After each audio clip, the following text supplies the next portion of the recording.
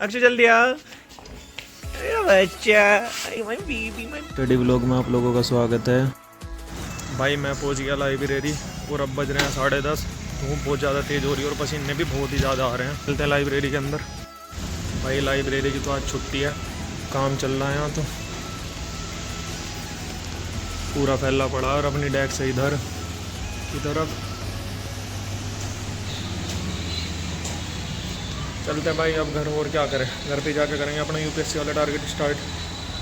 Polity में शुरुआत की। भारतीय संविधान में संघवाद। आज़ादी से पहले ही राष्ट्रीय आंदोलन के अनेक नेता इस विषय पर सहमत थे कि भारत जैसे विशाल देश पर शासन करने के लिए शक्तियों को प्रांतीय और केंद्रीय सरकारों के बीच बांटना जरूरी होगा तथा भारतीय संविधान द्वारा अंगीकृत संघीय व्यवस्था का सर्वाधिक महत्वपूर्ण सिद्धांत यह है कि केंद्र और राज्य के बीच संबंध सहयोग पर आधारित होगा। के बाद पढ़ा शक्ति विभाजन। शक्ति विभाजन का एक महत्वपूर्ण पहलू यह है कि संविधान ने आर्थिक और वित्तीय शक्तियाँ केंद्रीय सरकार के हाथों में सौंपी हैं। राज्यों के उत्तरदायित्व बहुत अधिक हैं पर आय के साधन कम। बाद पढ़ा संघ सूची के विषय, राज्य सूची के विषय, समवर्ती सूची के विषय। इसके बाद पढ़ा भारतीय संघीय व्यवस्था में तनाव। समय समय पर राज्यों ने ज्यादा शक्ति और स्वायत्तता देने की मांग उठाई है। इससे केंद्र और राज्यों के बीच संघर्ष और विवाद का जन्म होता है। फिर पढ़ा केंद्र राज्य संबंध। फिर लास्ट में पढ़ा स्वायत्तता की मांग। समय समय पर अनेक राज्यों और राजनीतिक दलों ने राज्यों को केंद्र के मुकाबले ज्यादा स्वायत्तता देने की मांग उठाई है, लेकिन विभिन्न राज्यों और दलों के लिए स्वायत्तता का अलग अलग मतलब हो सकता है। फिर पढ़ना शुरू किया हिस्ट्री को और आज मैं हिस्ट्री में शुरुआत करूंगा रेलवे के विकास से। भारत में सर्वप्रथम रेल निर्माण का सुझाव 1831 से 32 ईस्वी में लॉर्ड विलियम बेंटिंग के काल में दिया गया, किंतु रेलवे लाइन बिछाने की योजना के प्रस्ताव को मूर्त रूप से लॉर्ड डलहौजी ने प्रदान किया और इसी के काल में 1853 में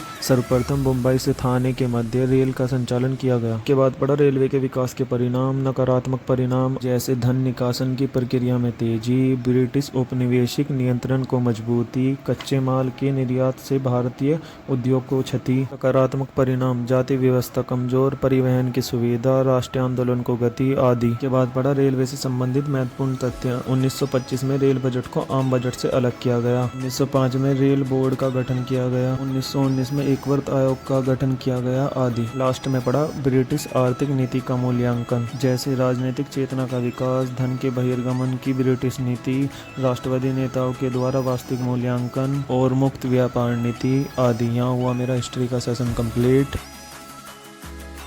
आज आर्ट एंड कल्चर में शुरुआत की अजंता की गुफाओं से। ये वडोदरा नदी के तट पर है तथा अजंता की गुफा बौद्ध धर्म से संबंधित है। इसके बाद पड़ी एलोरा की गुफा। एलोरा की गुफा महाराष्ट्र के औरंगाबाद में अवस्थित है। एलोरा की गुफा हिंदू, बौद्ध एवं जैन धर्म से संबंधित है तथा बौद्ध गुफाओं में बोधिसत्व, पद्मनी एवं ब्रजपाणी कंकन मिलता है। इसके बाद पड़ी बाघ की गुफाएं।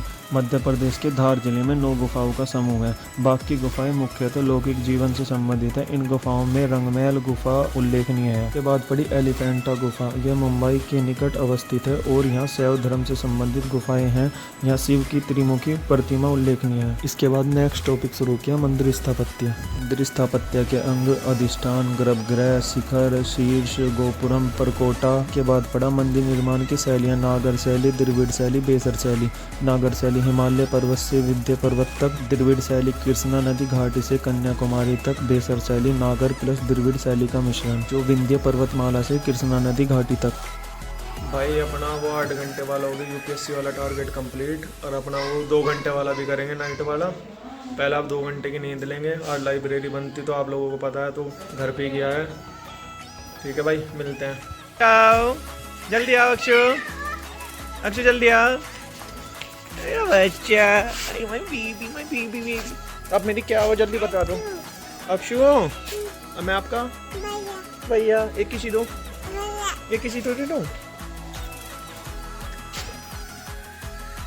आर्टिकल में शुरुआत की मैंने। आर्टिकल 101 के 1 से कोई व्यक्ति संसद के दोनों सदनों का सदस्य नहीं होगा और जो व्यक्ति दोनों सदनों का सदस्य चुन लिया जाता है उसके एक या दूसरे सदन के स्थान को रिक्त करने के लिए संसद विधि द्वारा उपबंध करेगी। आर्टिकल 105(1) संसद के सदनों की तथा के सदस्यों और समितियों की शक्ति, विशेषाधिकार आदि। बाद पढ़ा आर्टिकल 106 सदस्यों के वेतन और भत्ते। फिर इसके बाद पढ़ा आर्टिकल 108 कुछ दशाओं में दोनों सदनों की संयुक्त बैठक। के बाद पढ़ा आर्टिकल 109 एक धन विधेयकों के संबंध में विशेष प्रक्रिया। फिर पढ़ा आर्टिकल 110 धन विधेयक की परिभाषा। बाद पढ़ा आर्टिकल 112 एक वार्षिक वित्तीय विवरण। के बाद पढ़ा आर्टिकल 113 एक संसद के प्राक्कलनों के संबंध में प्रक्रिया। के बाद पढ़ा आर्टिकल 114 एक विनियोग विधेयक। यहाँ हुआ मेरा आर्टिकल सेशन कंप्लीट। वीडियो अच्छी लगी हो तो लाइक शेयर सब्सक्राइब कर देना। मिलते हैं भाई नेक्स्ट व्लॉग में।